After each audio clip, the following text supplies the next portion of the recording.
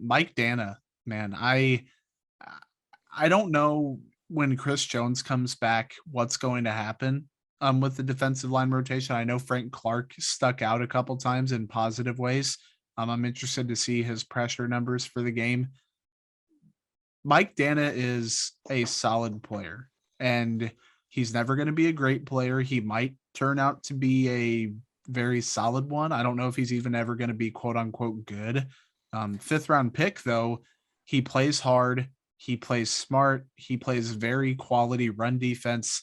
He's flashed some juice off the edge as a pass rusher. He's a high IQ player. He's always going to give it his all.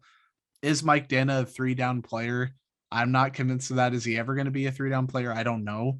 But can he be a first and second down guy that sets the edge and also occasionally runs into a pressure or a sack?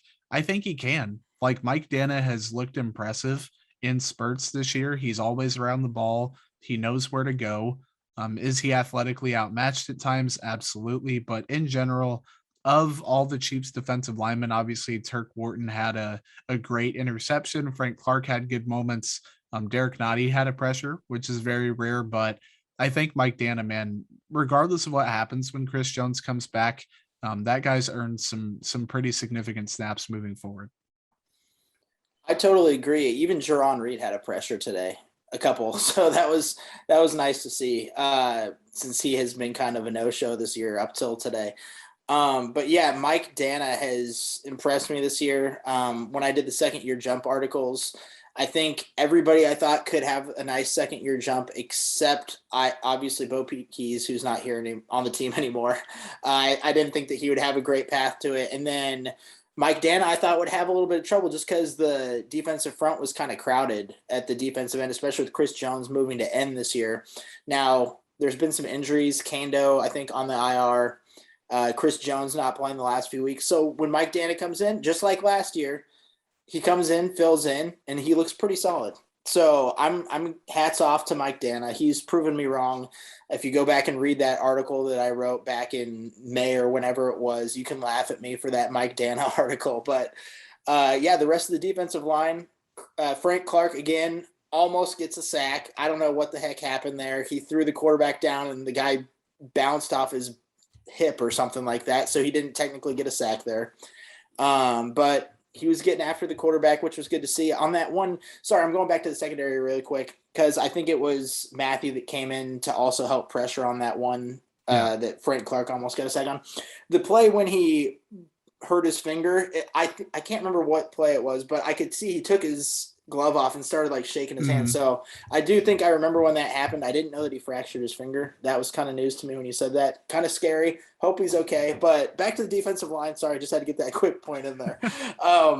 But yeah, the rest of the defensive line was looking pretty good. I think when Chris Jones comes back, I would like to see them moving back to the inside, see how it looks with Frank Clark and then Jerron Reed, Chris Jones, and then Mike Danna and whoever else on the outside rotating over there. I'd like to see how that looks going forward. We'll see what the coaching staff does, but I think that would be a good move. But I'm just a guy talking, so we'll see what they do.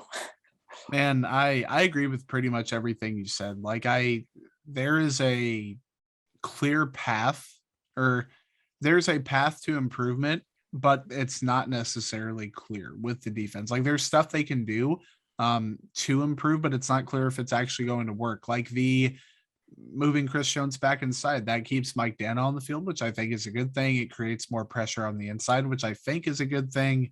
You know, keeping athleticism out there with Willie Gay Jr. and Nick Bolton.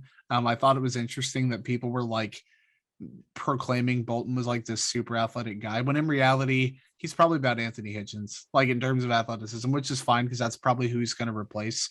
But then on the back end, you know, keeping Rashad Fenton in the lineup starting, keeping Juan Thornhill in the lineup starting.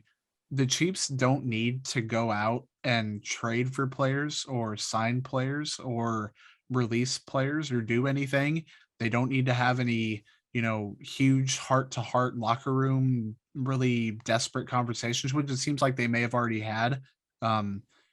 there are things they can do, like tweaks. They can get back to the fundamentals, go with their best players, regardless of this guy doesn't know the scheme as well. This guy's better at this. Like, if the talent is better at this point in the season, just get them out there. And I think Yep. that can lead to the defense improving quite a bit.